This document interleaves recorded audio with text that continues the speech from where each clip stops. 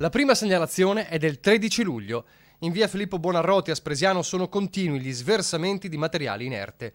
Invece di finire in discarica vengono depositati in una scarpata ai margini della stazione ferroviaria del comune. Da quel giorno nulla è cambiato nonostante le numerose lettere dei residenti inviate agli uffici competenti. Siamo andati a vedere ed effettivamente scarti di tegole e altro ancora sono tuttora abbandonati nel fosso accanto ai binari del treni. Nella zona c'è poca voglia di raccontare i fatti, ma dalle notizie raccolte i rifiuti speciali verrebbero scaricati comunque da persone del posto che stanno effettuando nella zona dei lavori di manutenzione.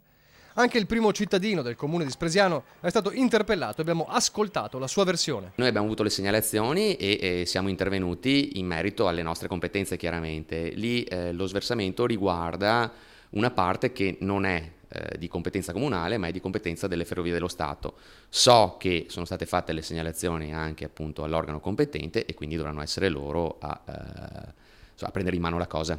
Come amministrazione che cosa potete fare oltre a inviare le mail?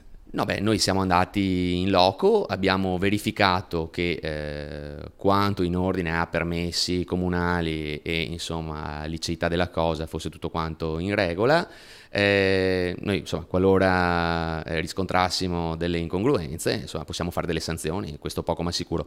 Però per quanto riguarda quel materiale di risulta lì è in una proprietà non comunale.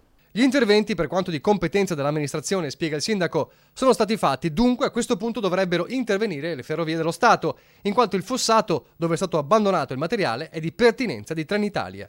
Ma in attesa dei provvedimenti, i residenti hanno presentato una denuncia ai militari dell'Arma per abbandono di rifiuti.